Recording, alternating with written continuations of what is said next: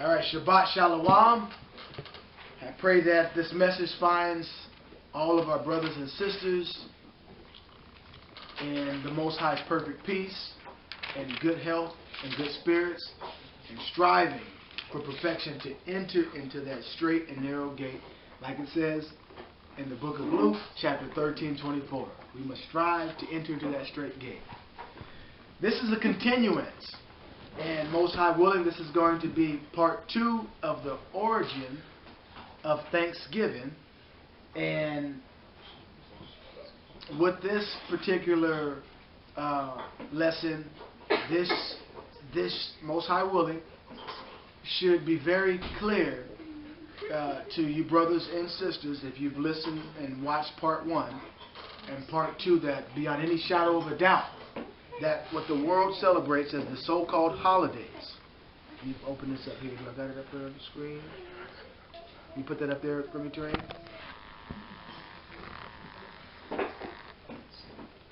Without any shadow of a doubt, that we would know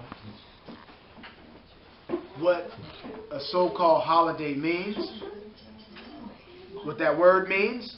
Also, another one, what we got here.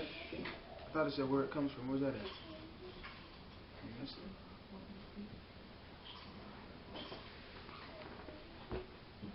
Okay, here it is. And where do they come from and why people celebrate them.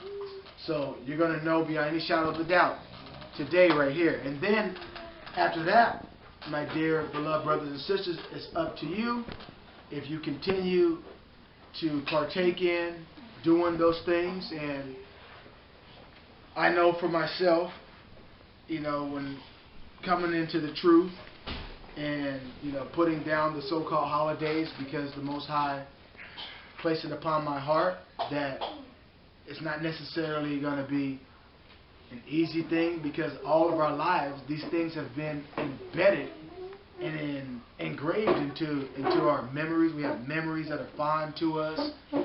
But beyond any shadow of a doubt, when you look at Thanksgiving, we're going to go into the Bible and see, because understand that the word holiday means a holy day, and it means that it has festivities and festivals, and it's actually a part of a covenant. So who are you making a covenant with? And, you know, if you're doing those and you're making a covenant with anyone other than the Most High, how would the Most High God judge in response to His word that was said and given out to His people, the people of Israel, okay? The Israelites, all right? And not just for the Israelites, because before the Israelites, He gave it to who? He gave it to Noah. Noah gave it to his sons, Shem, or Japheth, Shem, and Ham. Okay, and before that, the Most High gave the word to Adam. Okay, and then from Adam to Seth. Okay, from Seth to Enoch. Okay, from Enoch to Methuselah, from Methuselah to Noah to Shem, all the way down to Abraham. From Abraham to who? Isaac. From Isaac to who? Jacob. Yaakov, or Jacob. From Jacob to who? His 12 sons. Okay, the patriarch, the 12 tribes of Israel, which in return, his descendants. So in other words, these law of the Most High, His commandments, His holy days are to be kept by everyone. And when you look in the Old Testament, it tells us that you know, once in a year, that these 3 years that the nations, they would actually come up to Jerusalem to celebrate the Feast of Tabernacles. Speaking of, because that's the real Thanksgiving if you want to. So we're going to go into it. Without further ado, let us turn to the book of Jeremiah. Turn to the book of 1 Kings, let's go to chapter 11 really quick. And I just want to just breeze through a little bit of chapter 11. And I want to set up a foundation to what we see in chapter 13 of 1 Kings is Solomon. Read it. I want to read it, and this is some very imperative information. Okay, the Most High, and there's a lot of scriptures to read from 11, 12, and even 13. So I'm just going to tell it to you all, you brothers and sisters. Go read the book of 1 Kings and you'll see what happened. But Jeroboam caused Israel to commit a great sin. Okay? Now, Solomon, for one, got the kingdom took from him. He got it ripped from him because what? It tells us right here. But King Solomon loved many strange women. When you look at that word strange, that means foreign, foreigner. Okay? Gentiles. He took many strange women. Okay? And these women turned him away from, turned his heart. So when you think of heart, that word heart goes to your desires, your thoughts. So now instead of thinking about the Most High, he's now thinking about these women and the things pleasing these women. Okay? And because why? You know, his desire was to them. He looked, you know, he laid with them. You know, he spent time with them. Okay? And so the Most High warned him not to do that. He warned the sons of Jacob not to do that, right? So because of that, look what happened. The Most High took the kingdom from him, and the Most High put it upon, if you will, Jeroboam, and the Most High rent the kingdom in half. So now we're going to see the separation of the kingdom of Israel as a whole, which became whole under King David, was passed on to his son Solomon.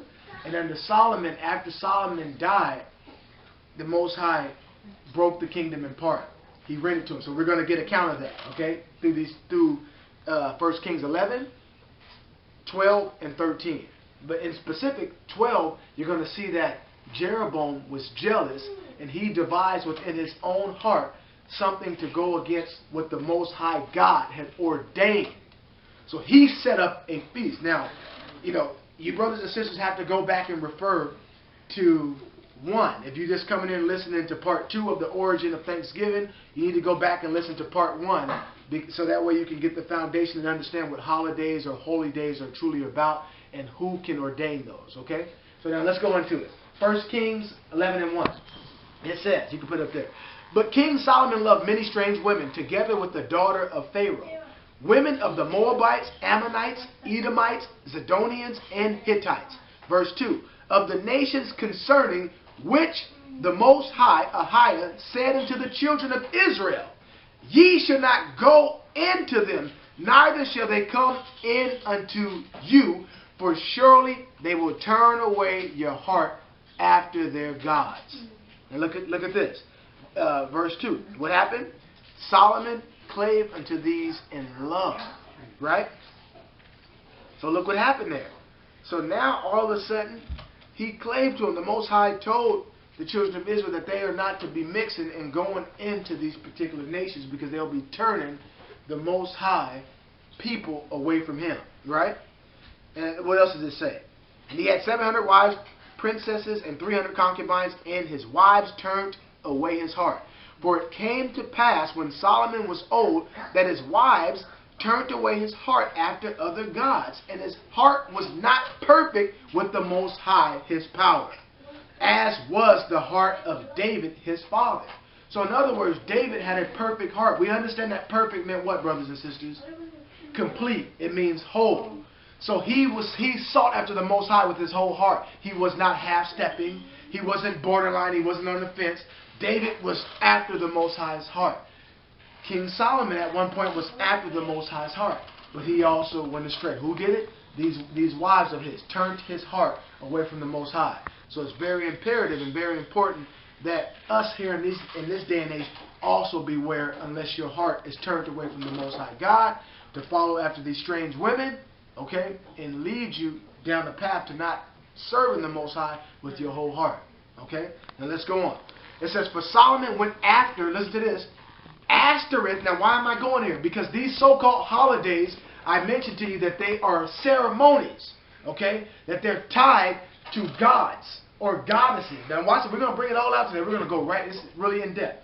So for Solomon went after Ashtoreth, right, the goddess of the Zidonians, and after Milcom, the abomination of the Amorites. And Solomon did evil in the sight of the Most High, and went not fully after the Most High, as David did, as did David his father. So that shows you not to serve the Most High with your whole heart is evil. Do you guys get that? That's very clear. Let's say that. So see, that's why we see with the nations that don't serve the Most High, they want to just think that they can just pick and choose and how they want to serve the Most High. We that serve the Most High God must serve Him the way He said to serve Him with our whole hearts. We cannot be half-hearted with it. Okay, and that's the sin. That's what's evil. That shows you that if you follow the Most High to the Most High and keep His commandments to the T, His hedge of protection, and it'll go well over you, you sons of Jacob. See that? Okay, now look what else happened. It says here, then Solomon built an high place for Cheshmosh, the abomination of Moab, in the hill that is before Jerusalem, and for Moloch, the abomination of the children of Ammon. And likewise did he for all his strange wives, which burnt incense and sacrificed unto their gods. So we understand that sacrifices, things are being sacrificed during the so-called holidays. Now look what happened. Because he did that, all right? And you can just say like this, how did he do it? Let me just say this. He partook in the customs of their gods. In other words, he kept their holidays. See? He didn't follow what the Most High said to do. The Most High don't want His people doing what the other nations do. 9. And the Most High was angry with Solomon because his heart was turned from the Most High, God of Israel, which had appeared unto him twice. Right? And had commanded him concerning this thing, that he should not go after other gods, but he kept not that which the Most High commanded. Verse 11. Wherefore the Most High said unto Solomon, for as much as this is done of thee, and thou hast not kept my covenant, see that? In my statutes, which I have commanded thee, I will surely rend the kingdom from thee, and will give to thy servant. So that's why I had to bring this out right here. So now we see that the kingdom is going to be rent, right? Now what happened is, if you read down from 12, it says, notwithstanding, in thy days I will not do it for David thy father's sake, but I will rend it out of the hand of thy son. Howbeit I will not rend away all the kingdom. So see, the kingdom was split in half. See? But will give one tribe of thy son for David my servant's sake, and Jerusalem's sake, which I have chosen. And the Most High stirred up an adversary unto Solomon, Hadad the Edomite. He was of the kings. Okay, it says, for it came to pass when David was in Edom, and Joab the captain of the host was gone up to bury the slain, after he had smitten every male in Edom. For 6 months did Joab remain there with all Israel, until he had cut off every male in Edom. Right? That had fled, he and certain Edomites of his father's servants with him to go into Egypt, Hadad being yet a little child. Okay, let me just jump down here a little bit so we can show that. Let's go into his son. Let's go into Solomon's son. Okay, here it is. Let's go, if you jump down to 25, it says here, and he was an adversary to Israel all the days of Solomon. So who was an adversary to Israel? It said, now who was that one right there? An adversary, Rezon. Rezon, verse 23. It says, and the Most High stirred up another adversary, Rezon, the son of Eliadah, which fled from his lord, Hadadzer, or Hadadzer, king of Zebah. And he gathered men unto him, and became captain over a band, when David slew them of Zebah. And they went to Damascus, and dwelt therein, and reigned in Damascus. 25. And he was an adversary to Israel. Right? He was an adversary to Israel. Let's just jump up from. Okay, all the days of Solomon, beside the mischief that Hadad did. And he abhorred Israel, and reigned over Syria. Now here goes Jeroboam. And Jeroboam, the son of Nebat, and how do you pronounce this? Ephraite, of Zerida, Solomon's servant, whose mother's name was Zeruiah, a widow woman, even he lifted up his hand against the king. Okay, so Jeroboam did. And this was the cause that he lifted up his hand against the king. Solomon built Millo and repaired the breaches of the city of David his father. 28. And the man Jeroboam was a mighty man of valor. See that? And Solomon, seeing the young man that he was, how do you pronounce this? Industrious. He made him ruler over all the charge of the house of Joseph. Verse 29. And it came to pass at the time when Jeroboam went out of Jerusalem that the prophet, look what it says, AHAYAH. That's almost like it would be AHAYAH. AHAYAH, the Shilonite, found him in the way, and he had clad himself with a new garment, and they two were alone in the field. And AHAYAH caught the new garment that was on him, on Jeroboam, right, and rent it in 12 pieces. So he took the garment that was on him and tore it in 12 pieces. And it says here in 31. And he said to Jeroboam, take thee 10 pieces, for thus saith the Most High, the power of Israel. Behold, I will rend the kingdom out of the hand of Solomon, and will give 10 tribes to thee. See that? So now you see it right here that he's taken the kingdom of Israel out of Solomon's hands. Verse 32. But he shall have one tribe for my servant David's sake, and for Jerusalem's sake, the city which I have chosen out of all the tribes of Israel. Right? So now understand that the Most High has chose the city of Jerusalem out of all the tribes of Israel. In other words, the Most High placed his name. There's something significant here, because the Most High placed his name in Jerusalem. And he told Jeroboam, I'm going to give the other 10 tribes to you to rule over. Right? Verse 33. Because it says that they have forsaken me, and what? And have worshipped Ashtoreth, the goddess of the Zidonians. Okay? Chemosh, the god of the Moabites. And Milcom, the god of the children of Ammon. And have not walked in my ways. So remember his covenant, there's ways that they're supposed to walk. They went and did. In other words, they went and celebrated the holidays of these particular idols, these gods, right? And they did away with the Most High. Okay? And it says to do that which is, it says, so what they did? They walked not in my ways, to do that which is right in my eyes. And to what? And to keep my statutes and my judgments as David his father. Verse 34. Howbeit, he tells them again. He keeps reiterating.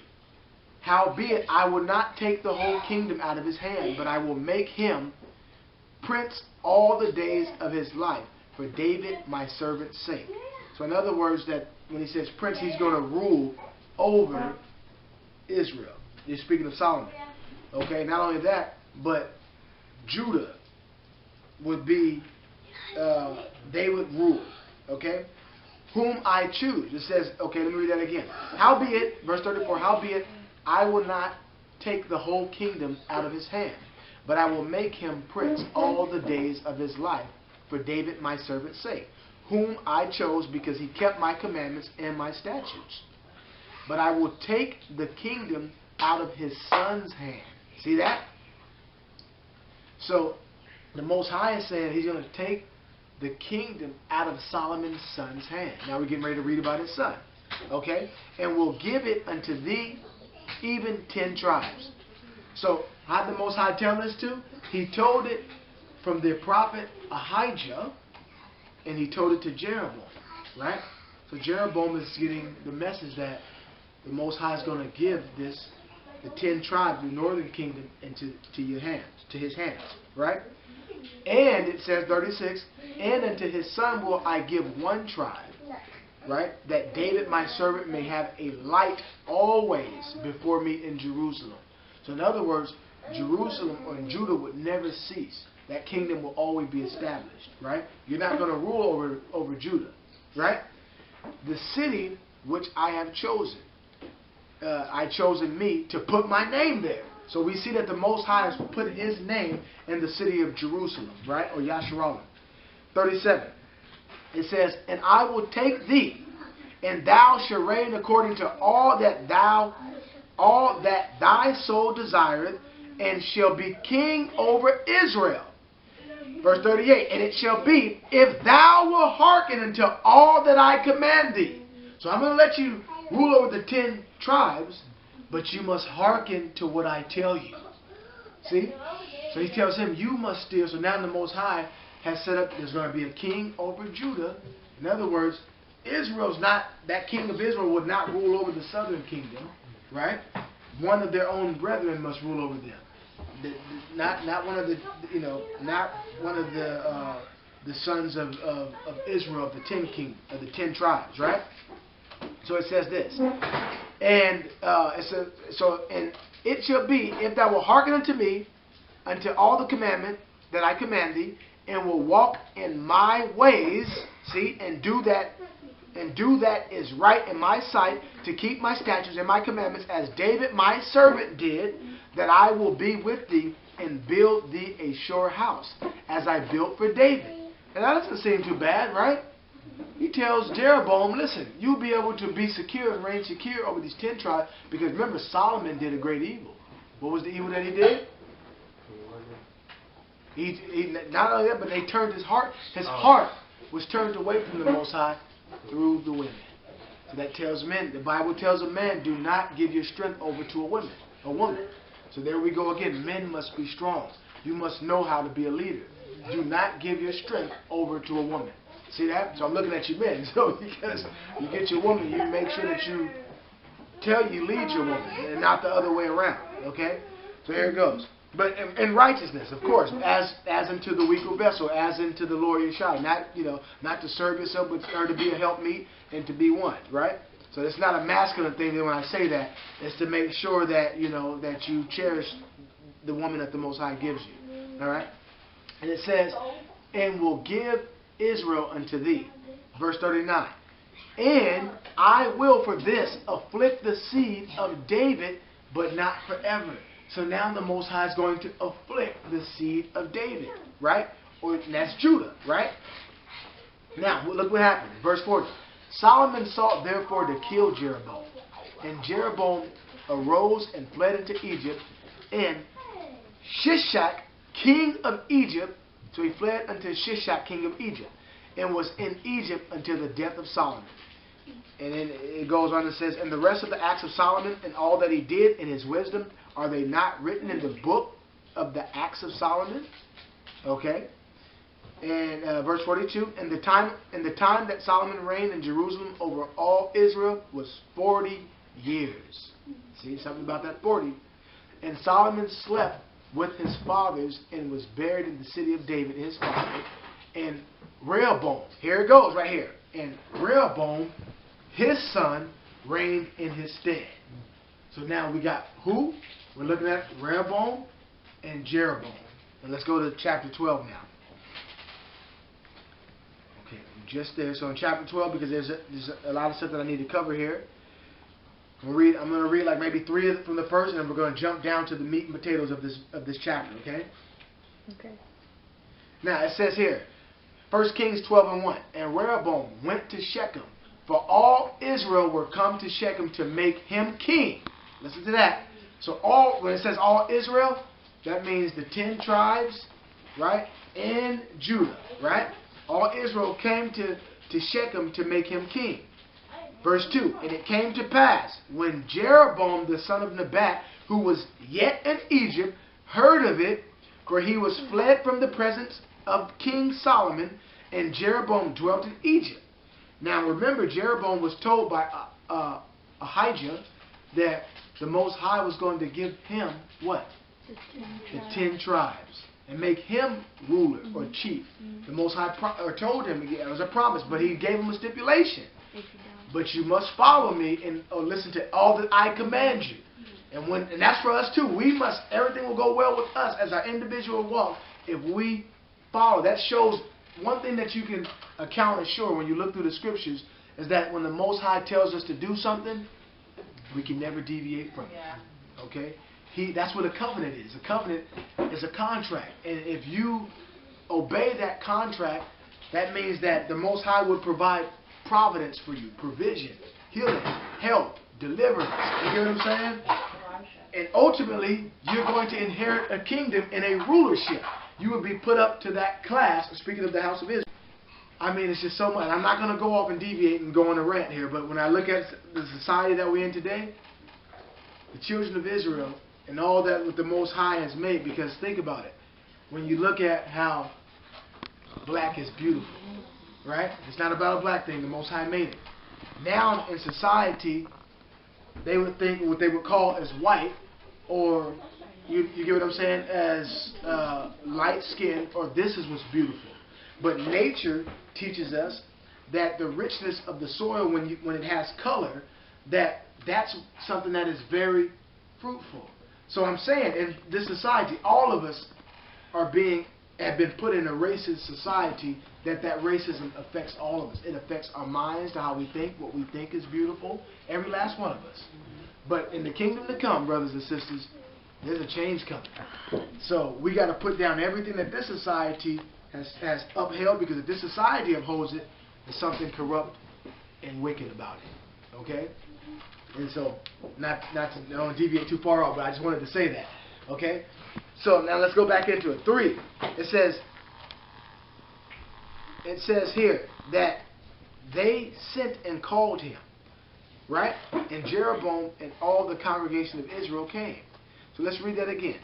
So from 2, and it came to pass when Jeroboam the son of Nebat, who was yet in Egypt, heard of it, for he was fled from the presence of King Solomon, and Jeroboam dwelt in Egypt, that they sent and called him. So Israel called Jeroboam, right? Because remember that he was someone that was industrious. He was able to build. He was someone that had wisdom. He was a valiant man. He was a strong person. He was a leader, right? So Israel's like, look, wait a minute, isn't that they recognize that, right? So they call, well, look, Solomon has passed off, so now you're not going to get put to death, because see, the wrath of a king, if a king has wrath to you, what happens? Him being angered by just him, a wave of the finger will get you put to death. But if he's kind to you and he smiles upon you, then favor, it will lift you up and exalt you. So how much more a King YASHAYAH? So if he's mad or angry at someone, what happens? You put to death. Straight. Wow. But if he's happy with you, you get exalted. Man. I mean, that's a jewel right there, right? Okay, so look. So now here comes Jeroboam. 3.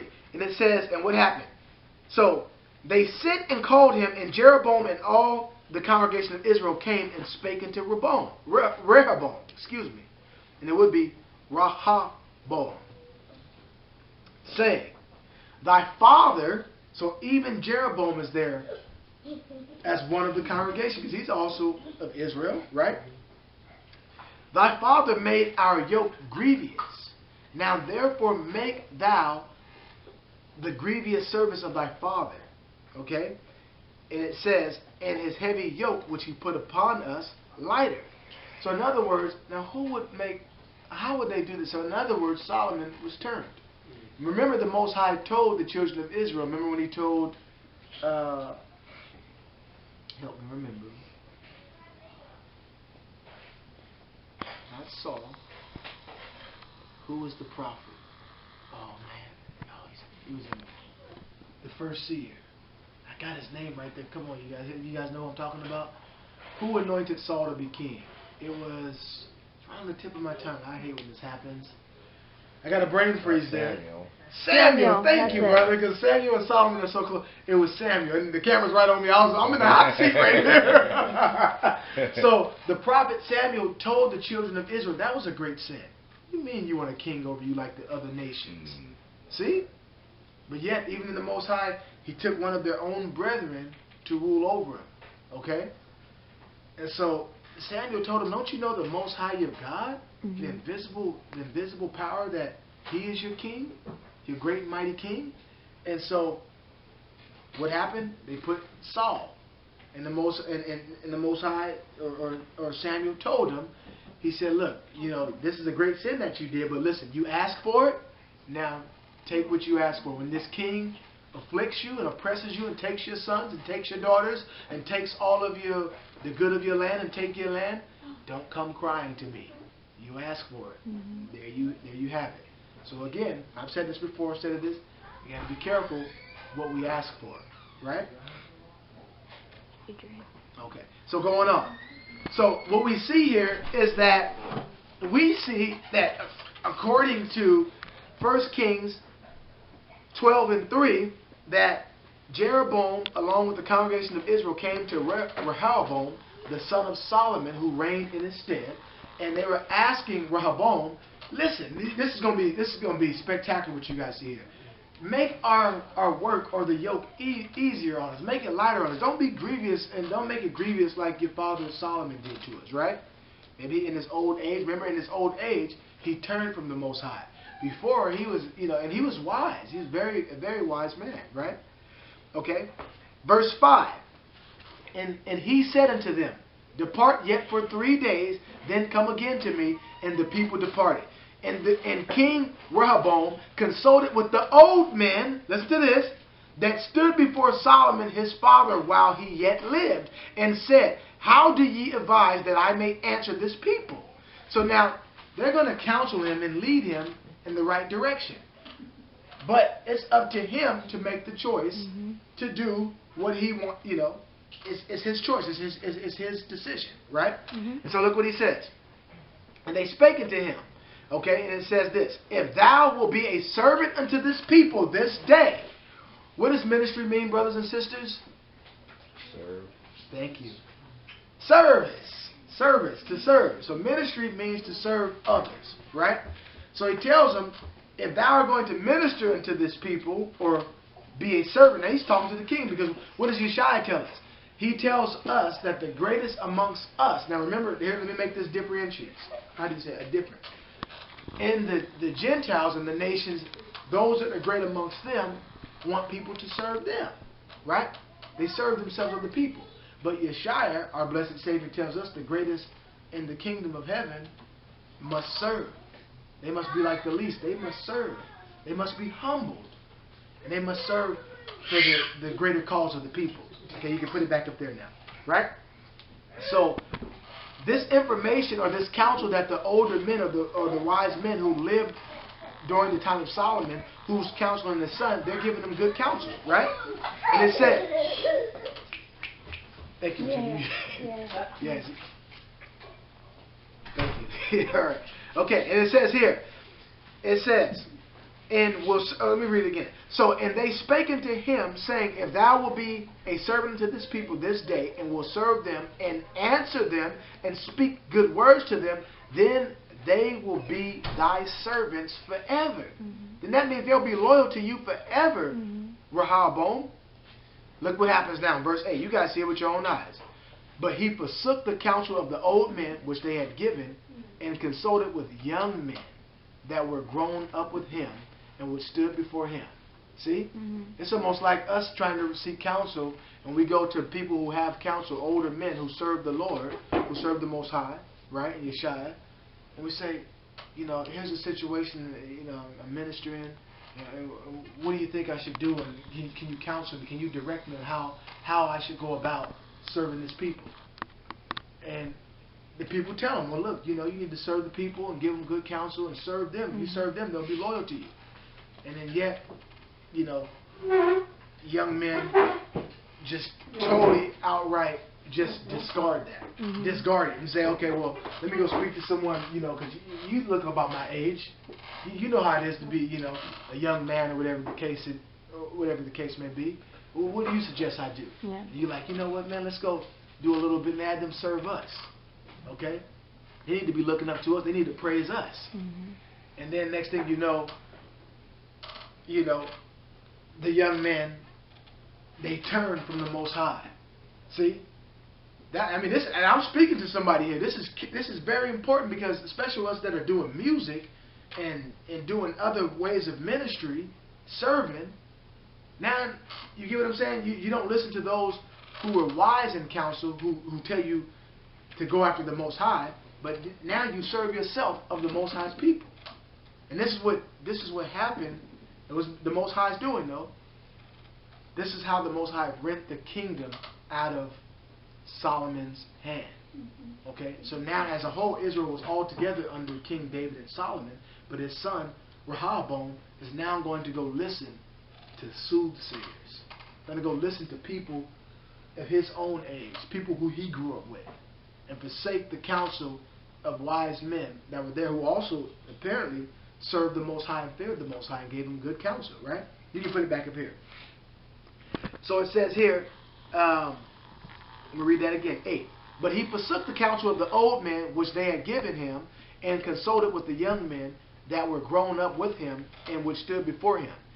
And he said unto them, verse 9, what counsel give ye, that we, see, not he, that we may answer this people, who have spoken to me, saying, make the yoke which thy father did put upon us lighter. Here's what the young men said. Here's their counsel. Verse 10. And the young men that were grown up with him, they came up with him, right, unto him, saying, thus shalt thou speak unto this people that spake unto thee, saying, thy father made our yoke heavy, but make thou it lighter unto us.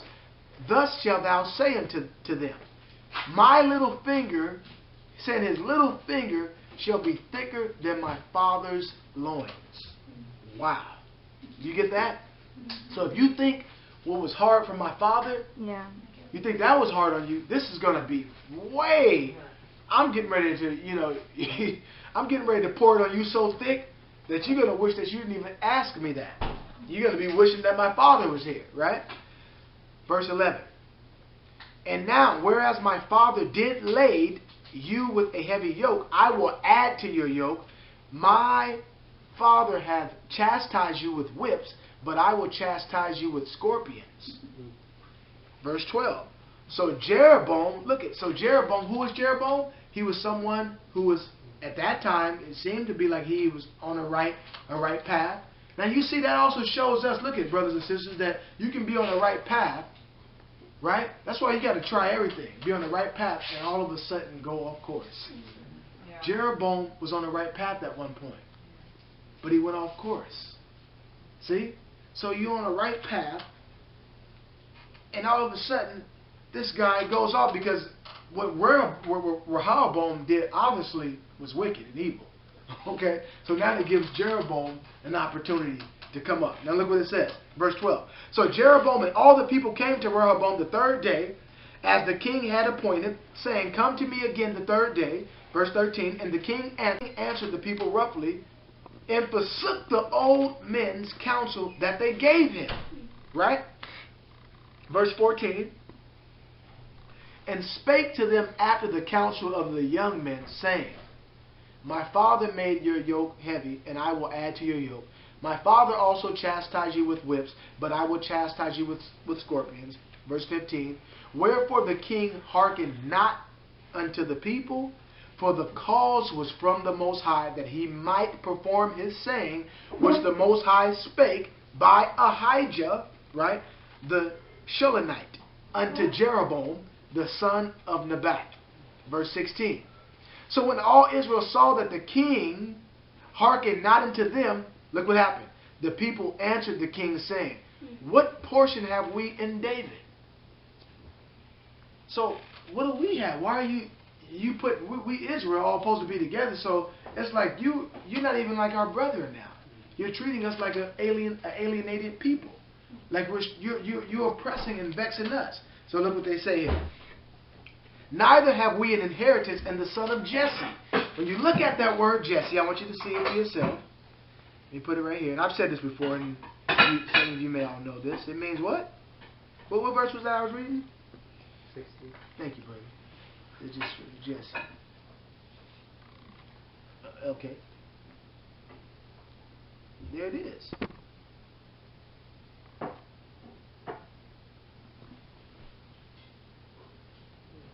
it's Yashah. See? So when you look at that in the ancient Hebrew, it would be YASHAYAH, like this. Well, let me show you guys. And put it on here on the camera too. Here it is. Jesse.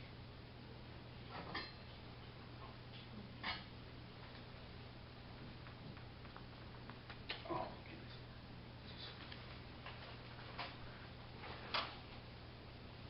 I was going to just show you in the writing of it, but here you can take a look from this way here. And my thing wanted to act all up on me. See, here it is. That 1961, which we know is Haya, right? Just want to get this on camera really quick. For Jesse.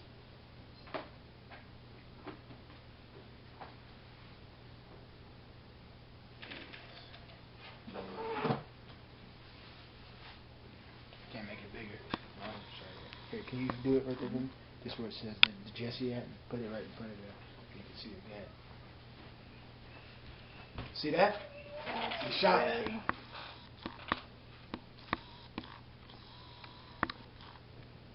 There's no U.S. on the back of it, like when they say Jesus, because the U.S. comes from deities. And they put like Jesus and the Zeus and all those things that they come from fallen gods. It's good, huh? See? Mm-hmm. So now that you see that, the son of Jesse. So the Most High here chose, when he's speaking of David, I mean, look at that. It was written from Saul, given to a son of Yeshua, right? YASHAYAH, Jesse, right? And then to David, David to Solomon, Solomon to Rehoboam, and then after Rehoboam hardens up, as we see, right? Mm-hmm. And so now we see in verse 12 that this thing was from the Most High, and that the people are now getting ready to rebel against the one who was ruling over them, right? So it says here, neither have we an inheritance of the son of Jesse. To your tents, O, and it says, O Israel. So now the 10 tribes are saying, O Israel, now see to thy own house. It's like, let's go to our own house. This is the 10 tribes, the northern tribes. It says, see to thy own house, David. Okay? So to your tents, O Israel, now see to thy own house, David. So Israel departed unto their tents. But as for the children of Israel, which dwelt in the cities of Judah, Rehoboam reigned over them. Right? And he did exactly what he said. He made it very vigorous and very hard for them. So now we see that it got ripped out of their hands. And now I want to just go, I want to jump right down to the meat and potatoes here now. I have it highlighted here. Let's go to 18. When you get a chance, you all can read all of this yourself, but we want to go from, what was it? Is it 18? No, 18.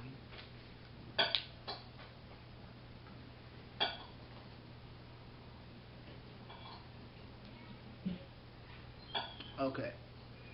So when you read all this, you'll end up seeing them getting ready to fight and all of that. Okay, they're going to war right here. This is where it happened at. But I wanted to go down to from Jeroboam and the feast, 31.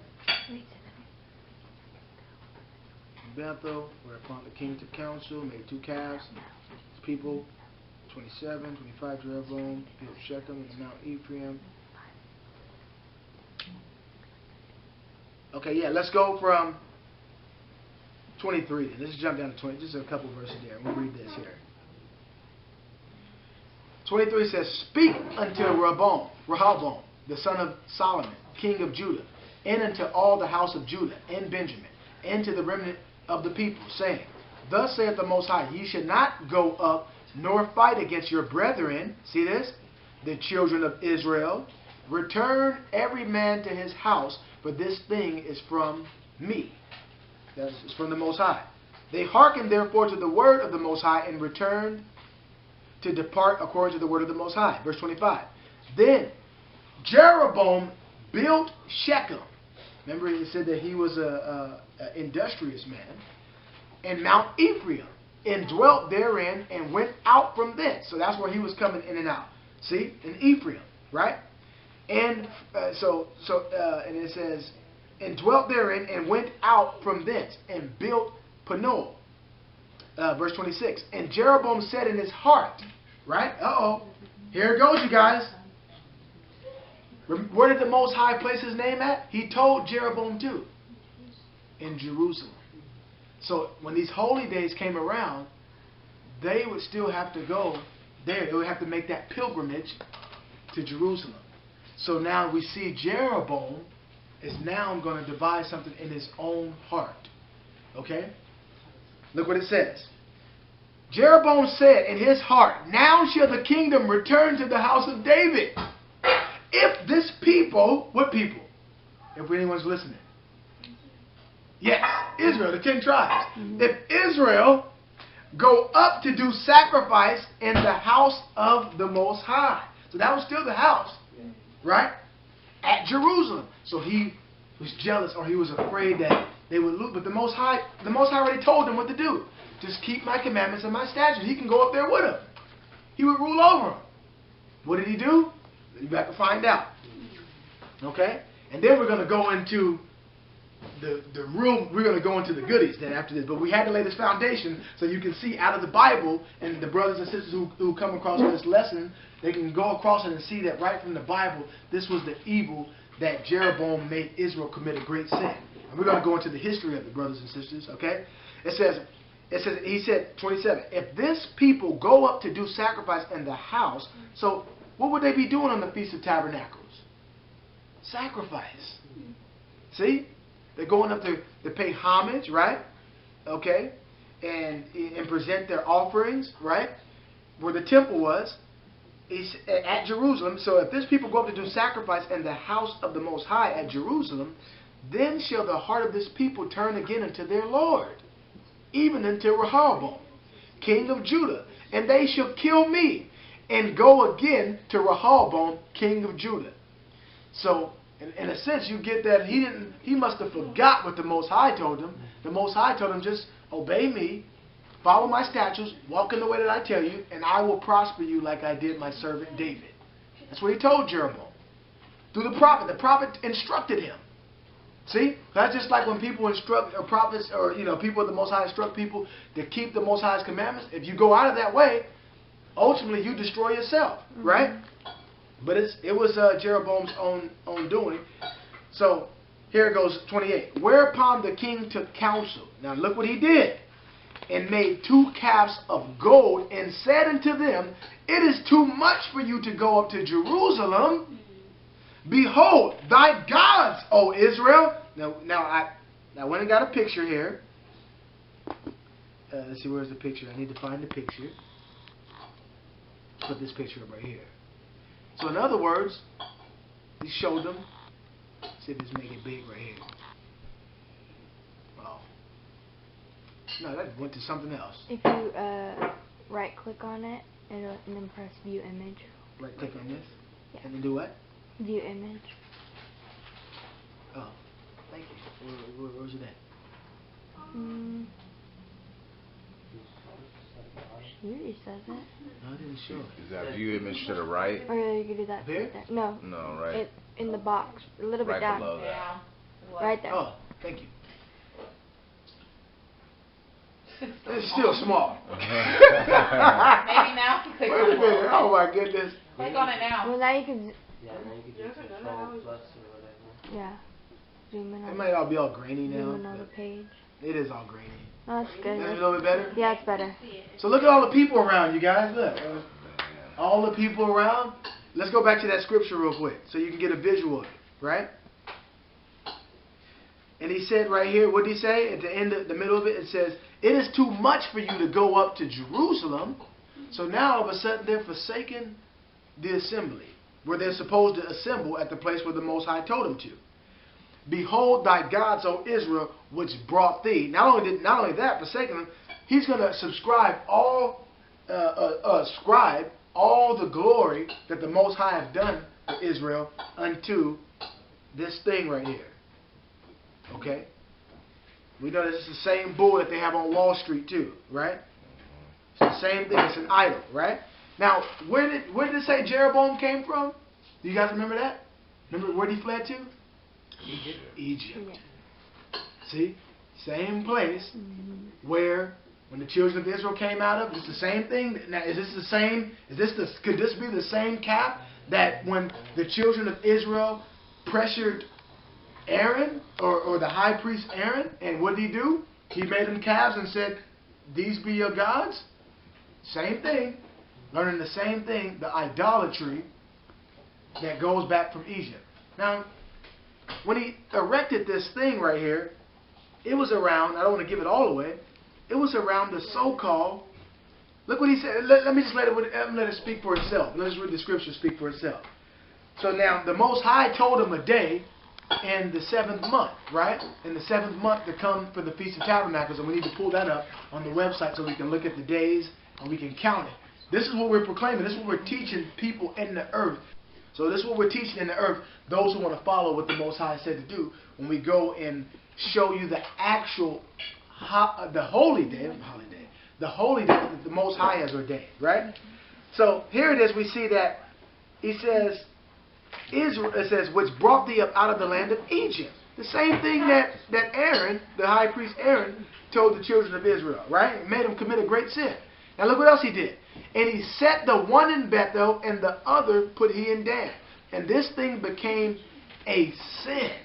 So what is sin? Which we all know. A transgression of the Most High's law, His commandment. Right? For the people went to worship before the one, even unto Dan. Look what else he did. And he made an house of high places. In other words, he put up like what you would call a church or whatever, right? And made priests of the lowest of the people, which were not of the sons of Levi. And Jeroboam ordained. Now look at this. That word ordained means to make in a broad sense and in the widest application, accomplish, advance, appoint. He appointed a what? A feast.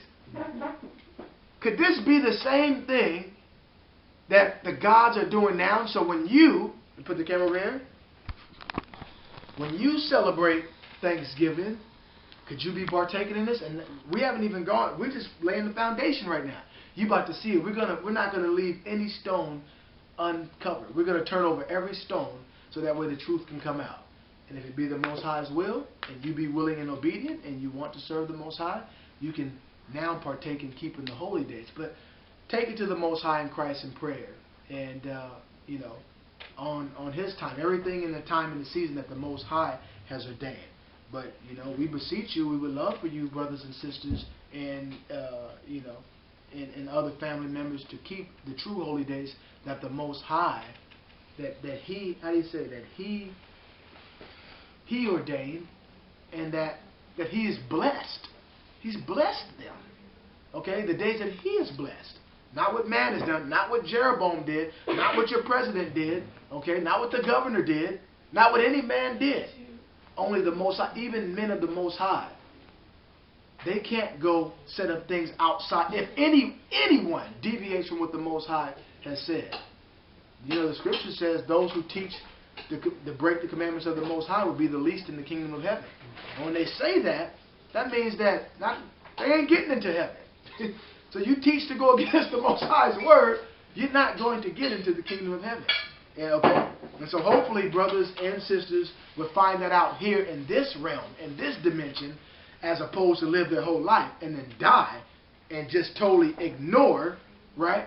Just like Jeroboam did, totally ignored what the Most High said to do and set up his own feast. And then, I mean, man, those who, even in generations back then, who went against the Most High and is in hell, are still in there suffering that fate. Okay? So think about that. It just goes and it just goes. There's no duration to it. I mean, that's not even something that one could fathom, really. Okay? Okay, put it back on there. So look what he did. And Jeroboam ordained a feast in the 8th month on the 15th day of the month. Now wait a minute. When was the Feast of Tabernacles supposed to be kept? When you go into Leviticus 23, You just make a quick short stop really quick. It's real quick. Leviticus 23. Right? And let's go to 33.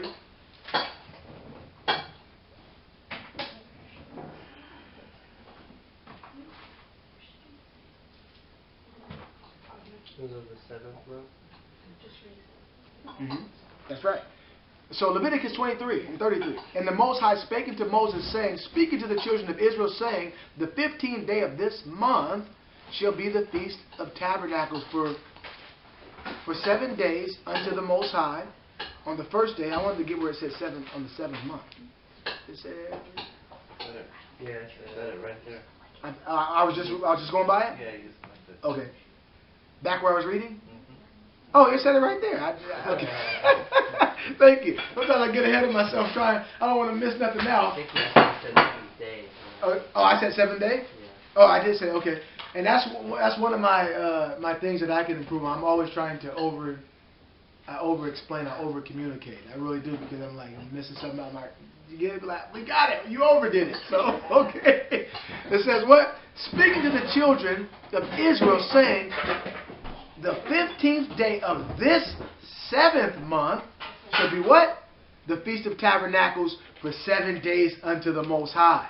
All right? On the first day, in holy convocation. And when you go back into the information that we already showed you, holy, right? No, that's the wrong one. Hold on. That's the other one we're going to go to here in 1 second. Holy. We got to get this. Okay, here it is. What does holy mean? One more time. Holy. Holiday means holy day. So when you look at it, a day of observance. Okay? Festival. Feast day. Celebration. An anniversary. Right? Was there more? Maybe. I thought there was more. No? Oh yeah, okay. Jubilee. Holy day. See? That's what the holidays are. See? So a holiday or a holy day, whose holy day are you serving? Now we see, let's go back to what Jeroboam did. We see here in Leviticus 23 that the Most High clearly told Moshe to tell the children of Israel on the 15th day of the what? The 7th month shall be a what? A Feast of Tabernacles, which is a feast of ingathering, where they gather all the fruits of the harvest. And they bring it in and they feast, they give thanks to the Most High God. See? But now, what did Jeroboam do? On the 8th month, and mind you, we can go into the days that we know that we're in now, because here we are, we're in the 8th month now. We're in the 8th month, according to the Hebrew Bible. We'll go and look at that here in a second. The Enoch calendar. Okay? And we're right around that same time. Isn't that something? Where they so-called celebrating Thanksgiving, and one society, they would call it, they would just name it a different thing. It's the same thing going on. Today you just know it as Thanksgiving. Okay? Jeroboam might have had the people thinking that they can celebrate the Feast of Tabernacles, right, on a month after what the Most High said to do. Right? And, so, and he went to ordain. I'm going right back to Jeroboam. Look what he did. Can you put it up there for me, Jerry? Jeroboam did what? Wait a minute. He ordained. I thought ordained, the only one that could ordain a holy day is the Most High. And it must be done through the Most High's word. See that? Remember what ordained meant? You see appointment, okay, to be at. So that's where you're supposed to be at. On that day, you're supposed to be at that. But we see Jeroboam did this thing, and we just read that it was a sin, right? So, and Jeroboam ordained a feast. Remember that holy day or holiday, it meant feast. So now we got Jeroboam ordaining a feast in the 8th month on the 15th day of the month, like unto the feast that is in Judah. Wait a minute. What feast was in Judah? Where was Judah at? Jerusalem. On what month? Or what day? On the 15th day of what month? The 7th month. This is real life stuff, you guys. This is what's to be proclaimed in the earth. And now we all get to see, because we shared the news, and we didn't record that on there, about, you know, that's what's so important about the brochure. You see, ain't no other God before AHAYAH. No other God. You see how when you sing and you let it go, we proclaim and we giving it to the Most High. And He's looking into us from His throne, saying, that's my son right there. My son honors me. His whole house walks and he honors me. He's teaching his brothers and sisters around him to honor me. Not for him, but not for himself, but for me. And so not only that, but those 2,000 or whatever souls, not only that, the 2,000 souls can turn into what? 10,000 souls that can hear it, because one person takes a flyer, and now look, we got one flyer here, and how many of us in here is it? You know what, about 12? Somewhere around there. I just wanted to say 12 tribes, so about 12 of us. It could be more, but off of one flyer, and we'll open this up and look at it, right? Not to say, now we all prayerfully are going to follow what this says, but at least they heard it. You get what I'm saying? And it's the Most High that gives the increase, but we need to do it. And that's what the good news was about. It's amazing. So I'm so excited about it, right? Okay, so let's go on. We about to go into something. Oh man, we about to go into something that's so powerful, you guys. Everything. Watch when you see it. We're going to know the gods, the name, what they were doing, how they did it, right? So we see right here through the Bible, because that's what we believe in, that Jeroboam did this thing. He ordained a feast. And then when you go to find out that right now, we're in the so-called 8th month, right around what they call Thanksgiving. See? And I don't know it fluently enough to say it without, I have to look at the information. But you're going to go in and see it and say, so next time you get ready to be like, wait a minute. Mom or dad or sister or whoever it is that the Most High may allow you, or when you share with someone, do you celebrate? Do you know where that comes from? Do you know what that means? What is the Most High God? Are you a Christian? Do you follow the Bible? Do you believe in the Messiah? Okay, well the Messiah kept the Feast of Tabernacles. He didn't do Thanksgiving. See? All right? That's the importance of it. So what did he do?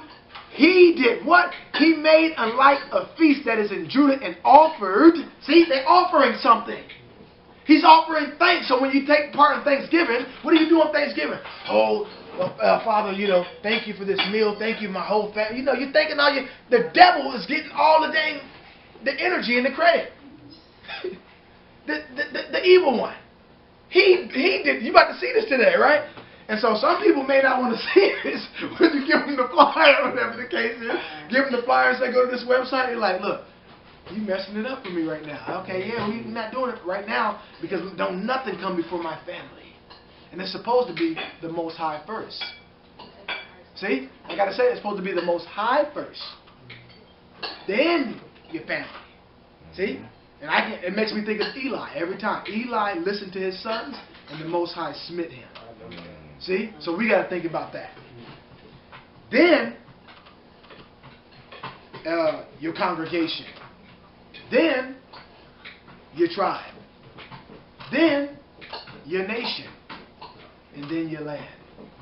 And that's, you know, the Most High first, the Most High, Christ, and so forth. So you guys get what I'm saying though, right? Doesn't that seem how it should be? But it's not always easy that way. It really isn't, because again, you know, being mindful of it, we know that not everyone has the same understanding or has in the same place. Not everyone has faith. There's some people that don't have faith at all.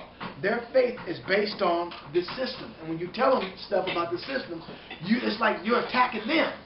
You get what I'm saying? So be able to still love our brethren and if it be the Most High's will, to express that love to where they can feel that love, and that would attract them and draw them in to say, well, is this true? Well, we're not so different. I mean, this brother, this is a really good brother or a good sister. You know, this brother is there when I need help or whatever. He's helping me. You know, if I need help, he'll drop something in a moment and come. You know, if I ever need someone to talk to him in their ear, this brother will listen to me. We're not so different. So, is they really telling me the truth? And that's how the gospel goes out. Amen? That's powerful right there. Go ahead and put it right back up there, Trey. So, we see that the enemy, he used Jeroboam and beguiled him, right? And offered upon the altar, okay? So, what did it say? So, what did he do? On the 15th day of the month, the 15th month, on the 8th month, on the 15th day of the month, like unto the feast that is in Judah, and he offered upon the altar. So did he in Bethel, sacrificing unto what? Calves. Same picture. Where that picture at? Where'd it go? I don't even know where the picture went. So they put this, they got this image right here. And now the sacrifice could be whatever, your life is. It could be, if we had the dollar bill there, right now that's what people in America sacrifice to. It's that dollar. Or their credit card or the credit scores and all these things. That's what they sacrifice to. And then they say, well, thank you, Most High. Right? Meanwhile, their hearts are far from the Most High. Right?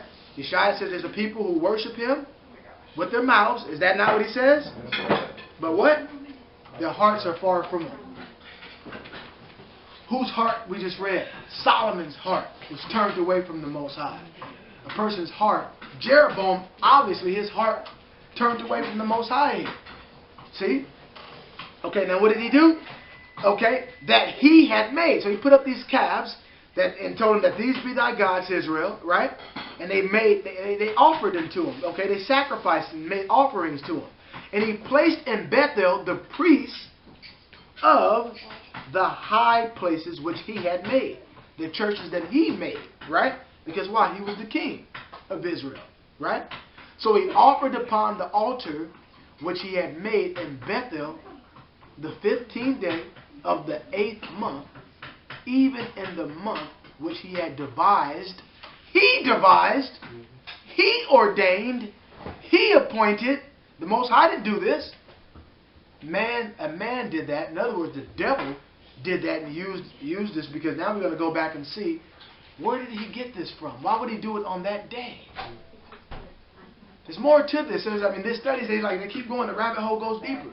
But we can see clearly that the Most High don't want us to do it. For us, we can all together just crumple it up and say it's done. We know better. But we must still learn, because there's other brothers and sisters, our own loved ones, who partake in this and have been taken by these things. And now we want to show them the love of the Most High, so that way they can come and taste and see that the Most High is good, that the Most High has ordained it. And the Most High is going to tear all this stuff down. And just like that song, see? Keep praising Zion. Now we see when those songs are playing, I'm thinking, maybe you are all thinking about your walk too. Right? That's what this is about. Like you see how he said, the humble. I'm speaking to Brother Fred. The humble, those who are going to make it. You're going to make it. We're going to make it. We don't have to be caught up in this stuff, in this Babylonian system, okay, and partaking in their worships, right? So we can teach people to do the right thing. And the Most High would bring, if it's one person, okay, He'll bring them, and as long as they keep it. So it says here, he devised in his own heart and ordained a feast unto the children of Israel. And he offered upon the altar and burnt incense. So we know that our prayers, that the incense, and when you look in Revelations, that the incense of the saints are as the prayers. So when people are praying and blessing your food, and there's more to it. The next part we're going to go into how the whole dish is made up. Everything is symbolic of something, right?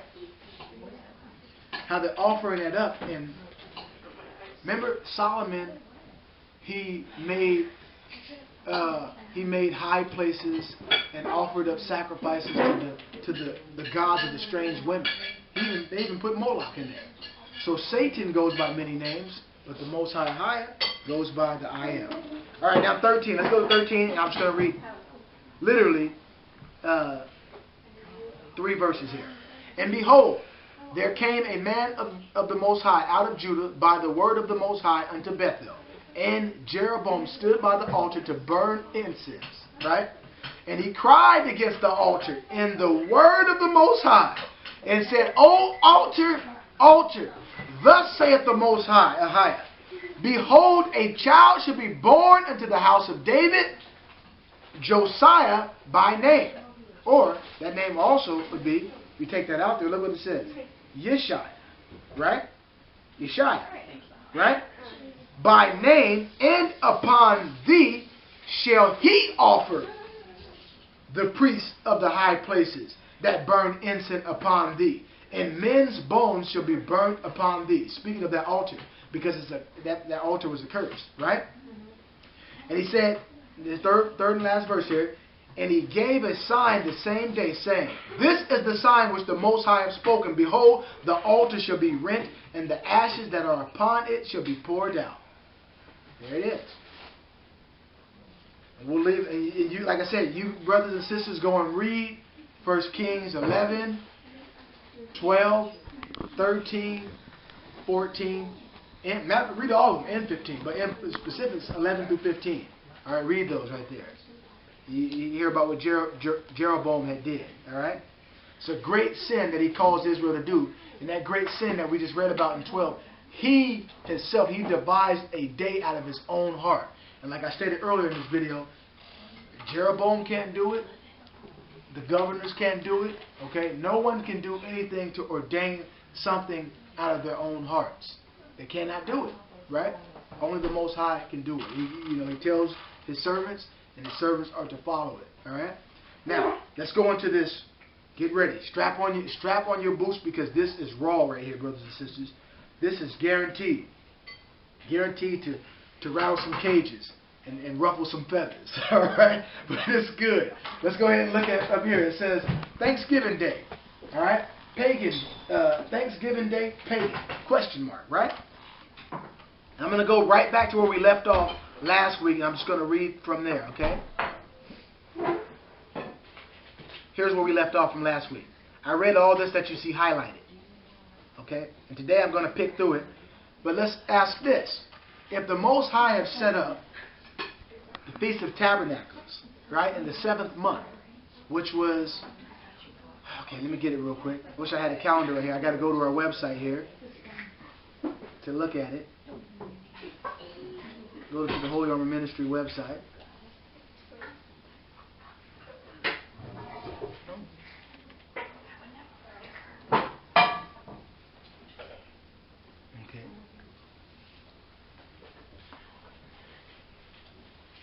Go to these holy days here. Okay, and that's what we do. And the Most High given us this platform. So when we go out, we're building off of YASHAYAH, right? And so we're not on the bandwagon of anyone. We're actually out in the vineyard doing what the Most High said to do. From songs to music to clothing to our work to everything we do it for the Most High. To come back and so that souls would be increased to the kingdom of BAHASHAM. Amen? That's what it's all about. So when we go here, and this is all of ours. This is not me. This is not a camp. This is none of that. All this is ministry. So anyone that wants to, we understand that ministry is about service. It's about this, and we're going to use the same thing. We can use the same thing to even launch on a bigger scale.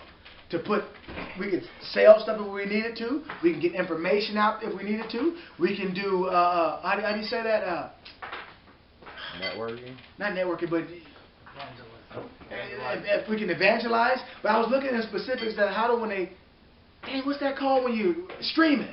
Is that such thing? Where we can stream the services out through here, so people in Africa, I actually talked to people in Africa, right? And talk to some different people, and and why the time it may not happen, but in the meantime, what we need to do is amongst our own body to encourage one another to strive better, to make sure that we're saying our prayer, to make sure we're worshiping the Most High with everything that we got. You know what I'm saying? Using our talents in like I said in the weekly exhortations, that we can use our talents and our works together to come together and do like what they did in the first church.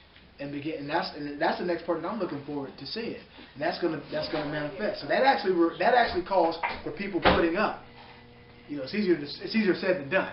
It's actually putting stuff up together and building, right? So that, and when you do that, you gotta put all the selfishness away and look towards the body, right? So anyhow, holy days, right?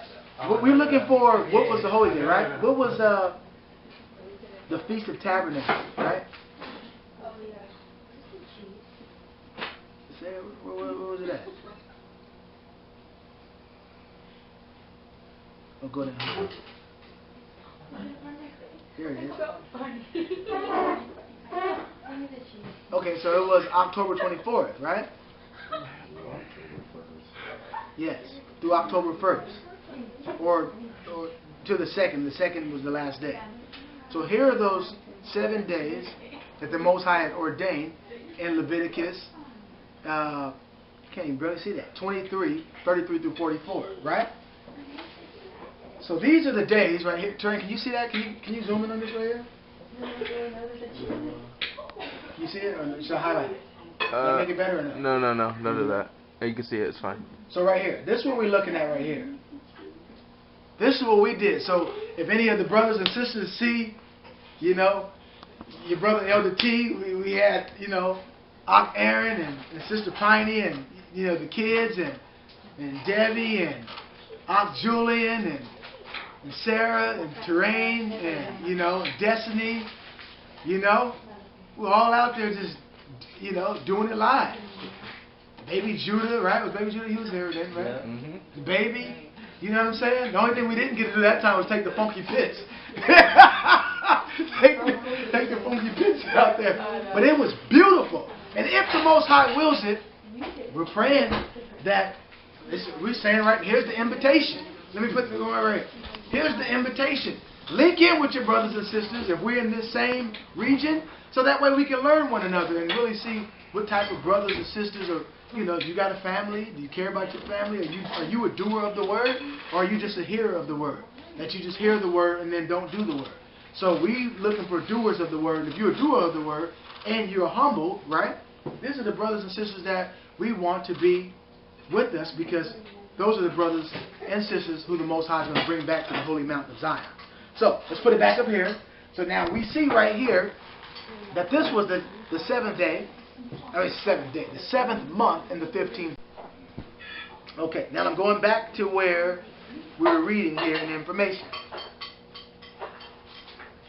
Told you there's going to be a lot of information. So, since we kept the Feast of Tabernacles, that was the 7th month, right? October 24th. Now you count 30 days later. We can do all that right now, but just for the sake of time, we can't do it. It causes one. You should be suspicious of that. Bing, a big question mark should come. Ding, ding, ding, a red flag should go off in your head. Like, wait a minute. The Most High, you're going to find out that YASHAYAH kept it. He kept it. Just as we're keeping it right here today and right now. When we got the revelation, it was powerful. We wept and cried. We was blessing the Most High. That's why we say there's no other God greater than the Higher. He revealed His name. And after He revealed His name, everything has been on point. See that? He's been blessing His. He's been blessing His inheritance. I can go on and on. But let me read the information here. So why do we need another fall festival? AHAYAH has given us, they say, a Sukkot, Feast of Tabernacles. You can look at Leviticus 23, 33 through 44. It seems apparent that to keep the Feast of Tabernacles and then to keep only 30 or so days later another harvest day of thanks to the Most High, or to God, is not only repetitious but very strange. Ever ask yourself? See? Now remember what Jeroboam did. He set up high places. Those were the quote-unquote churches. Wonder what they're going to be doing in the high places in so-called 2016. What they're going to be doing in the high places? Causing Israel to commit a great sin. Right? So here we go. It says, Thanksgiving Day is an outright copy of the Feast of Tabernacles. The counterfeit is struck again. Did you ever wonder why the majority of AHAYAH's people don't keep the day? I know. I'm on one right now. Let me calm down. My spirit calm down. They don't keep the days that He designated as holy. Now wait a minute. When we went to a point, didn't it say, is there a designation in there? I was just seeing if there was a word designated in here. Well, we know that a point means to designate, right? So, why don't the Most High people, our families, look at the camera right here, for a second. Why don't our family keep the Most High's holy days? That's a question. There's something really wrong in the earth. But now, brothers and sisters, we're living in a time where brothers and sisters are waking up at a very vast number. And the powers to be know that they have a short time The gig is up. You heard a lot of people say it. It's over for you. You will not bamboozle us and trick us and lie to us to follow after your gods any longer. The gods of Rome, the gods of the Greeks, the gods of the Zidonians, the gods of Ammon. You're not going to do it. We will only serve the Most High God, AHAYAH, the God of the heavens and the earth. Okay? The God of YASHAYAH, the God of Israel, the holy and only God, the God of all gods. Okay? And we're here to proclaim it. So, brothers and sisters, again, it's the invitation and our plea to you. Pray that the Most High puts it on your heart after you do your due diligence. Study to show yourself approved to the Most High. Don't take my word for it. Don't take any of the brothers and sisters' words for it because they handed you a flyer or brochure or told you to go to a website. You must be very cautious. But there's been something in you. If you accept it, that the Most High has already been preparing you to receive the truth. He's been preparing your heart. And we are those laborers that the Most High has thrust us across your life. So we pray that the Most High would richly bless you and deeply bless you with the truth so that you can wake up out of the sleep and ascribe all the praise and honor and glory to the Most High God, AHAYAH. All right, Aman? Okay, let's go ahead and go back to this. Let's get it now. Okay? Now I'm going to move a little bit quicker. So what happened? It says, so why don't most people keep the Most High's holy days that He has designated as holy? See, it's a difference there. He has set these days up as holy, right? What days? What feasts are you talking about, one might ask? We're talking about the Passover, right? I wish we had the flyer right to make it quick. We're talking about, I don't know if I even go to it. We're talking about the Feast of Pentecost, okay, or the Feast of Weeks. We're talking about the Feast of Tabernacles, or the Feast of Ingatherings, or the Feast of Indwelling in Booths, right? We're talking about the Feast of Dedication, where the Most High, His temple was dedicated back to the Most High. Okay, that's what we're talking about. We're talking about the days that the Most High has ordained. And now, my blessed, beloved brothers and sisters, you are the temple of the Most High. Will you dedicate your temple back to the Most High? So learn about it. It's exciting. It's a wonderful journey.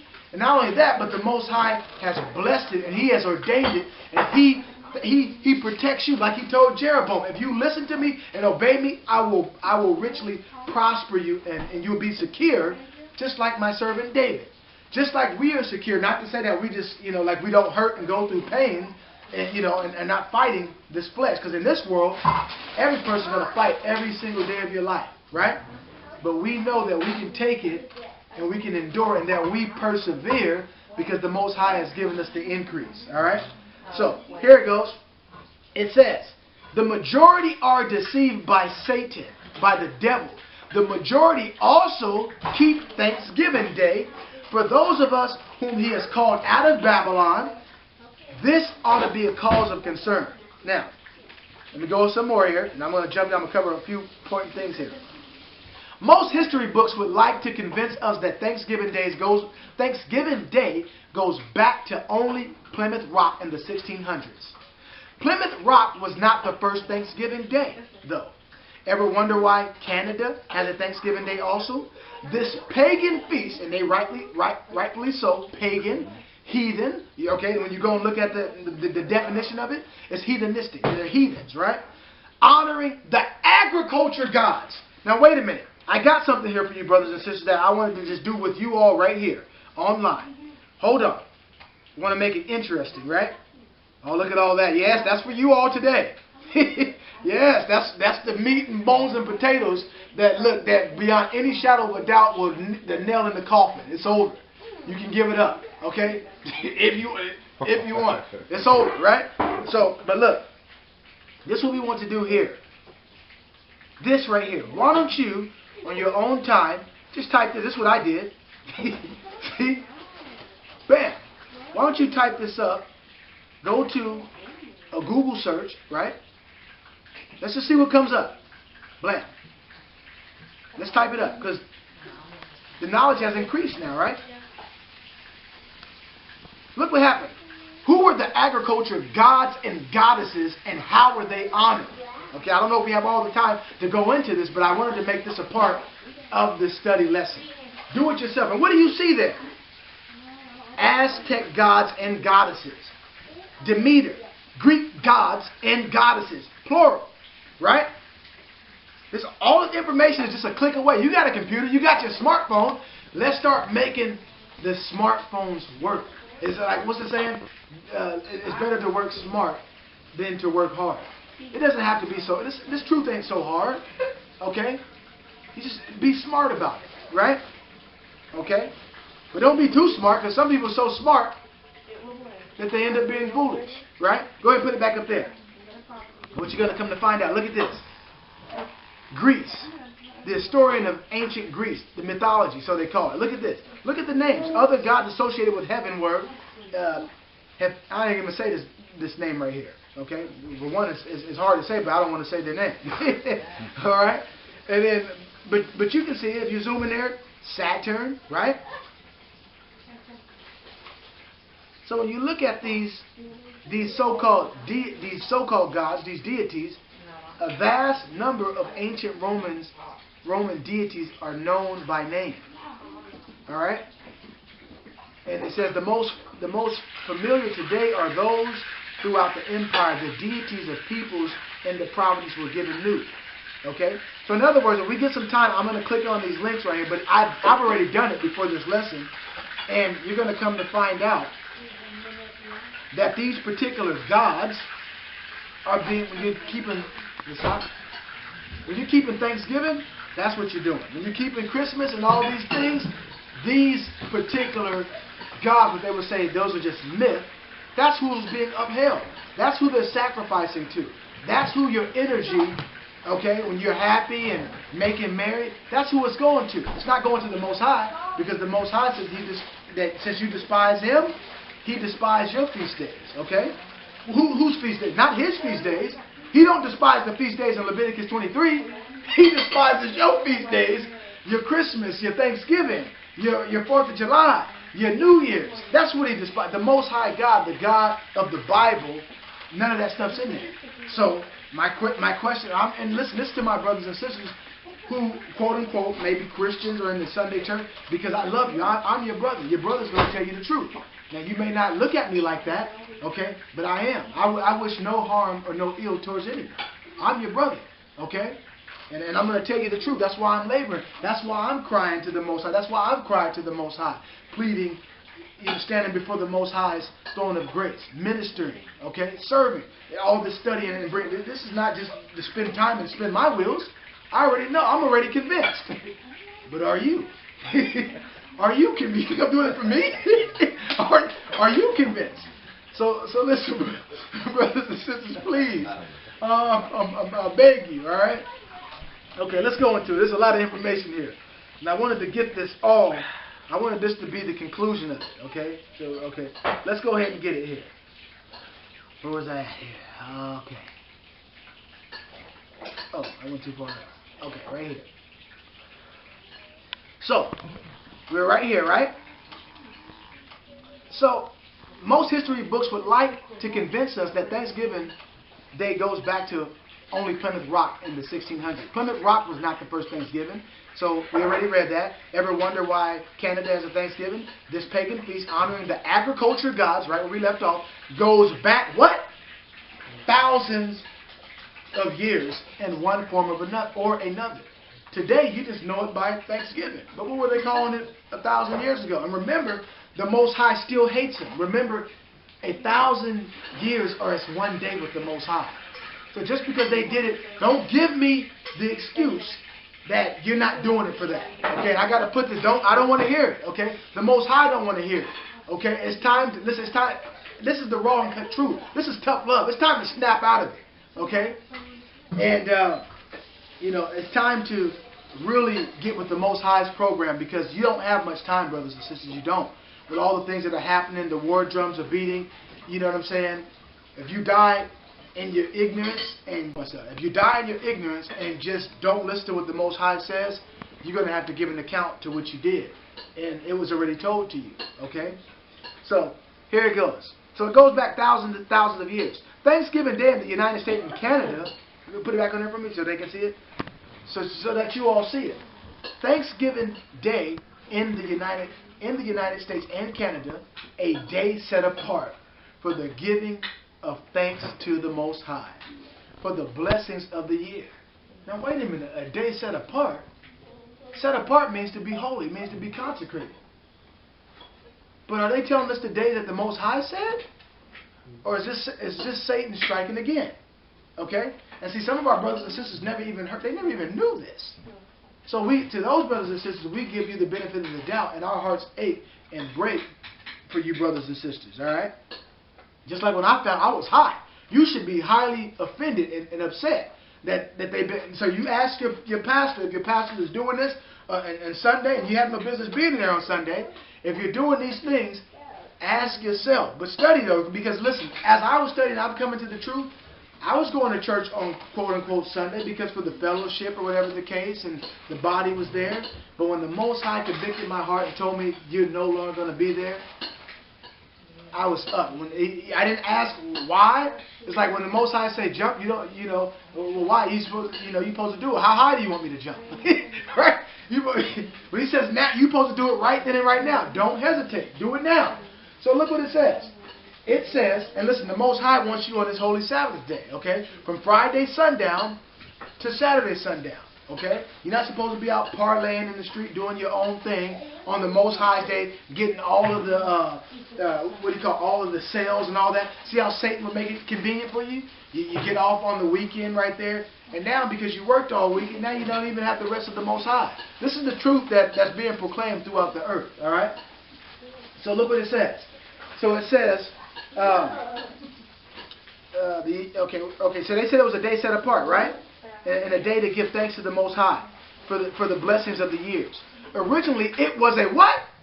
Read that what that says. Originally, it was a harvest Thanksgiving. See? So they knew what they were doing. I need to put some more pictures. We got some pictures. Where's the pictures? Hold on. Show you some pictures of what the people were doing right here. Oh, man. Of the harvest. We have about 20 minutes. Oh, man. Ooh, I wanted to just show some pictures. My goodness. We got 20 minutes and I don't... Oh, man, I feel like I'm rushed right now. Okay, right here. Take my time. Okay.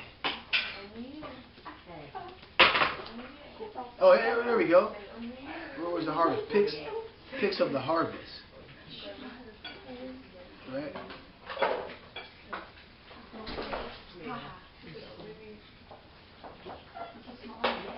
See what we got here.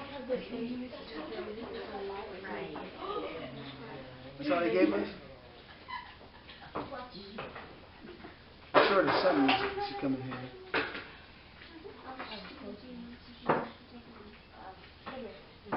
You put pagan. I had to put pagan in there? Yeah, I had to add pagan in there. Okay, yeah, just add. Wait a minute. Then the truth will come out. Pics of the heathen. All right, pagan there. Yeah. Okay, let's see what we got here. Oh, my goodness. There you go. Okay. There you go. Giving thanks, right? You might just think they're just having a campfire. Right? Look at that one. It's just taking the family out, having a good time, right? They know what they're doing, though. This was the tradition. Remember, we went into that word tradition on the first part of this. The first part of this lesson. The Most High didn't give us this, all right? And so we're just trying to drive it home, okay? I'm not making light of it, and I don't want anyone to think that I'm making light of it either, because it's serious. I understand that you love your families, and because you love your families, put the camera over here for a second. Because you love your families, you don't want your families to go to hell. So you're going to tell your families the truth. You're going to study. I'm speaking to that person that's going to study. You're going to study to show yourself approved to the Most High. The Most High is going to open your eyes up. He's going to open up understanding in you. And through you, your family's going to be saved. All right? That's how we got to look at it, brothers and sisters. Go ahead, put it back up there to me. All right. You see that? Okay. They're honoring their gods, right? Okay, let's go back to what I was reading here. Just wanted to get a couple pictures there, right? So these things, they go back to what? It says it was a harvest Thanksgiving. And while the purpose has become less specific, so nowadays it's less specific because it's just about family time, watching the latest games right now. You get off from work. So Satan made it convenient, right? I should get that picture that the enemy, how he bamboozled everyone. Let me go through my pictures and show that one. Okay? Okay, so he's made it convenient for you to readily accept. Okay, so nowadays it doesn't seem so specific because they just think that some people don't even know why they have Thanksgiving. All they know is that they're off from work, and rightfully so, they want to be with family, right? I mean, who doesn't want to be? Listen, I want to be with my family on the Most High's holy days. I really do. And you know, I want to be with them then too, but I just cannot partake in doing those things. I just cannot do it. I will not. Okay? So here it goes. Indeed, it is probably an outgrowth of the harvest home celebrations in England. Such celebrations are very ancient origin, being nearly universal among primitive peoples. So in other words, you might call it this, they may call it that, but ultimately they're giving thanks to the so-called gods for their agriculture, for their harvest, right? Now let's see what else we got. Okay, the first Thanksgiving in the New World. Notice the wording, not the first, right? But just the first in the New World. However, it was not merely a feast. There were prayers and sermons and songs of praise, and 3 days had gone by before the Indians returned to their forests and the colonists to their task. In 1789, the Protestant Episcopal Church in America announced the first Thursday in November as a regular annual day for giving thanks. Did the Most High do that? No, He did not. I don't care if it's the Episcopal Church, the Protestant Episcopal Church. I don't care if it's Jeroboam. And we don't care who it is. Unless it's the Most High, we don't do it. Right? It was not until 1888, however, that the Roman Catholic Church formally recognized the dead throughout the country, but especially in New England, where the custom, remember the Most High said, learn not the ways of the heathen, because the customs of them are vain. Alright, the custom originated. The day is looked upon with great reverence. A day to be observed, right? Observances, a festivity, right? Look what else it says. This sounds like, I was going to say a lot. This sounds like a holy day, doesn't it? Or a day set apart to me. This is what happens on Christmas and Easter, right? Thanksgiving Day. Now we know that, first of all, we know that Christmas and Easter are not holy days. They according to the Most High. They are a day that is abominable. And when you go to the first part of this, we laid the groundwork so hard. Remember, we said that the Scripture has an author, okay? And you need to know who the people are. But because Satan misconstrued everything, everything is backwards. We're here to proclaim the truth, the Most High's true holy days, and we're going to stand on it. And not only that, we are going to adhere and rehearse righteous acts as long as the Most High gives us the time and the grace to do so, right? So here it goes. Thanksgiving Day in Canada. The Dominion, is that right? Yeah, the Dominion too. It says, has an annual Thanksgiving Day which is celebrated in much the same way with family reunions and religious services. Note well, religious services. How can this be a religious day? Where does the Most High tell us to celebrate it? That should be your question. It is proclaimed by the Governor General as a harvest festival, but look, who is the Governor General? See that? You would more listen to the president or the Governor General, right? As opposed to the word of the Most High, when you should listen to the word of the Most High, right?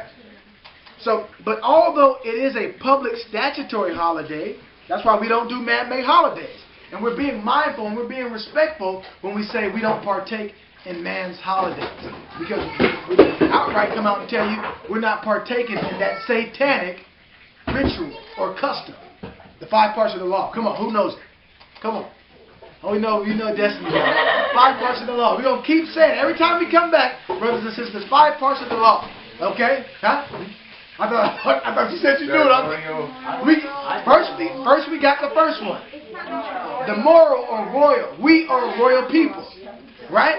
The second one is the ceremonial. So this is why we're going over this, because when you partake in Thanksgiving, Christmas, Easter, 4th of July, listen, you are partaking in a ceremony. Okay? You are partaking in a ritual. You're rehearsing something. You're giving yourself. You are involuntarily, and that reminds me, you're involuntarily giving yourself up into the worship of angels. See, all of these so-called holidays go back to angels. When you look at the word angels, the word angel also means messenger. But when you're speaking of the gods, if you were plural, means AHAYAH, or in the more modern Hebrew, Elohim, right? Power or powers, right? You are giving yourself up into the worship of these things that were being worshipped, like we're going to see here in just a short second. Okay, they're not my God. Okay, and Most High willing, they're not your gods. Any of you who are all seeking truth, you want to serve the Most High God. Okay, but you got to seek Him with your whole heart and face, and He doesn't have to manifest Himself to you. Okay, you might be treacherous. He don't have to show you anything, so it is a blessing for the Most High to reveal to us the truth. Amen? He can let you go on right about what you want to do and keep being deceived in your little old brain, and you go along and have your fun, and then one day a day of reckoning is going to come. Okay? So, but here we go. It says here that how can it be a religious day? Where does the Most High tell us to celebrate? Remember, the holy day said to celebrate, right or wrong? Right. That's why even on the flyers, we got read, right? On the flyers, it tells us, we put the definition for you. So that way you will not get it misconstrued. Holiday means a holy day, a set apart day. But who has set it apart? That's the question. Alright? It is proclaimed by the Governor General as a harvest festival, but although it is a public statutory holiday, it is a traditional. It is not traditional in date. Usually it falls on the last Monday in October. But if harvest is especially early, an earlier day may be appointed. Right? Now look what it says. I'll actually just go right to let me go to the highlighted part. Okay. It is proclaimed. I read that part. Okay. When, I'm right here. Let me highlight the part that I'm reading. It says here, when the corn crop was gathered in the fall of 1621, Governor Bradford decreed a day of thanksgiving. Please note well, crop, corn, they worship these things, right? This will be important later in this study or in this paper. Thanksgiving is a day. Can you guys lower it down, please? Lower it down. Thank you. Okay, Thanksgiving is a day to give thanks for the harvest and for other blessings of the past year. Governor Bradford of Plymouth Colony ordered the day for feasting and thanks. Alright? It says here, and I'm going to the highlighted part. Although we have nationalized Thanksgiving, celebrations were held in ancient times to give thanks for the bountiful harvest. The Greeks honored Demeter. Alright? The goddess of agriculture with a 9-day celebration. The Romans honored Ceres. Anglo-Saxons rejoiced. Oh, did I miss something? No. Anglo-Saxons rejoiced with a feast to celebrate the reaping of the harvest. And the Jews or the Israelites have given thanks for the bountiful harvest with their 8-day feast of tabernacles. Right? Now here we go. And that's the correct one. Thanksgiving in tradition. I need you guys to lower it down, please. Thanksgiving is a sports holiday. Now understand, they're gonna be in that spirit. They're bringing it in. You're gonna watch the sports, football, all of it. We've all seen the traditions and the customs, right? I know I have, but it's been many, many years since I've seen that, right? Okay. Now here it goes. It says it is a religious holiday. It welcomes the Christmas season. Now, what is Christmas? You're going to come to find out that Christmas, they tell you that they're celebrating the birth of YASHAYAH. But really, they're celebrating the death of YASHAYAH. Okay? They were happy that he was put to death. Okay, speaking of the Romans. You'll find that out more when we bring out the origins of Christmas. Okay? Not only that, this is more closely correlated and related to Nimrod's birthday. Not the birth of the blessed Messiah. Okay? So here we go. So it says, Thanksgiving is a religious holiday. It's a religious holiday. Welcomes the Christmas season as well as a civil holiday, right? It's a worldly holiday. Let's just get it, let's say it for what it is. It's this world. But what does the Bible tell us, you guys? The Bible tells us, let me show you real quick, just because this is raw right here.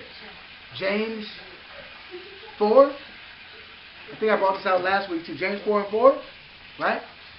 You love it, right? I'm trying to have a sense of humor. Okay. James 4 and 4. We did read this. The Most High says, ye adulterers. Why are they adulterers? Because they're playing the role of a harlot, okay, of a prostitute, and adulteresses, okay, whoremongers and prostitutes. Know ye not that the friendship of this world is hostility with the Most High? That's what enmity is, okay? It's in opposition to with the Most High. So if you love these things of the world, by default, this would teach you in your spirit, in your heart, in your mind, to teach you to hate the Most High's days. Okay? So only those that are born again, that have been baptized, okay, that have, we're going to speak about that, the keys of salvation. It just dawned on me. What? You must have confession. Okay? You must confess. You must first feel the conviction. First it starts with a godly conviction. I'm not talking about the conviction of guilt that the devil puts and plays on people. I'm speaking of the conviction that you live in a world that's full of sin and corrupt, and that you yourselves, we ourselves, were sinners. And by ourselves, and counting on ourselves, are sinners. Past tense. But we come to the Most High as His children, wanting to be made new, wanting to be renewed. And then you confess. Okay? From the abundance of the heart, did it stop? From the abundance of the heart, the mouth speaketh. So whatever in your heart is what's going to come out. So then you confess it. Alright? And then through that time, you know, you feel the pulling of the Holy Spirit, the leading of the Holy Spirit, leading you into learning about what the baptism, you need to be submerged in the water. Okay? And when you do that submersion, you are making a proclamation. That's a proclamation in itself. You are stating to the Most High in YASHAYAH that you are counting on what YASHAYAH did on Calvary, that you're being baptized into His death, so that your life is no longer yours. So you are not going to be having fun and partaking in the things of the world. That's what the baptism is about, with the water. And then ultimately you need the baptism of the Holy Spirit, where the baptism of the Holy Spirit begins to regenerate you, begins to renovate you from the inward part. You no longer desire those things in the world. Now you're able to see, you're able, and you begin to grow. Then you link in with your brothers and sisters, with a body of believers. You feed on the Word. You cleave to the Most High, and you don't ever let go. You never look back. And you continue to grow by leaps and bounds.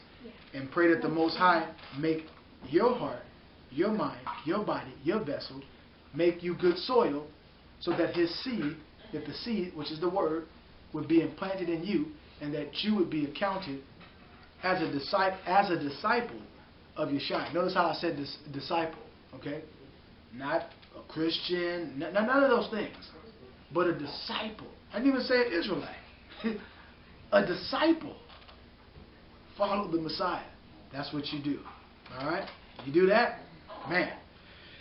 Oh, okay. I'm gonna finish this last paragraph, and brothers and sisters, this looks like I'm gonna have to do a part 3, but you know that we're going in.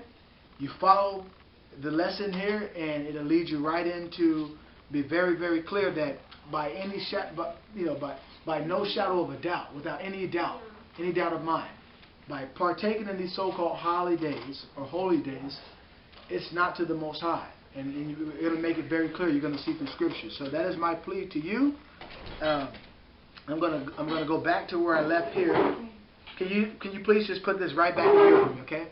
I'm gonna just read this last highlighted part here that we had. Okay? So understand that those days are to these gods. And okay? And sometimes we have to be very vocal with our people, with the children of Israel, with mankind, because people in itself, we're hard of hearing. We're dull of hearing. And so we got to see it. Your whole life you've been advertised Christmas since a little kid. The commercials come on, they play it. We don't have no TV networks, none of that. But now the Most High has tuned our hearts in, and the brothers and sisters are doing truth music, beautiful music, okay, with no help of the world, okay. So understand that if you love the world, it's enmity, it's hostility between the Most High God. So may the Most High bring you out of Babylon unto His wondrous, and translate you into the kingdom of the Son of His love, the wonderful Son of His love. So I'm going to continue reading this where the highlighted part's at. After I read the highlighted part, I'm going to wish you all a higher speed and pray that you all, were encouraged and uplifted, and that you continue to contend for the faith and be blessed. All right, so here it goes.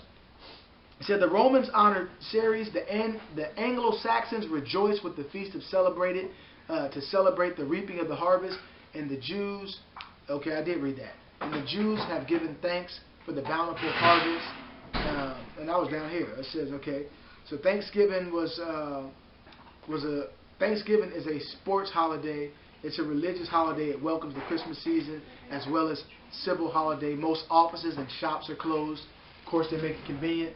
Nowadays, those shops and offices are open. They want you to spend. They're whipping everybody up in a frenzy. It makes me think of the 12 woes. There's so much confusion going on that no one can even see what's happening. And while you out shopping and doing all this, the politicians, okay, are behind signing into legislation, signing things into law that takes more of your rights and more of your liberties away. Okay, and that's just the truth, brothers and sisters. So with that, we're going to say shalom, and the Most High be with you all on your journey. All right, be blessed, Salah, and armor up.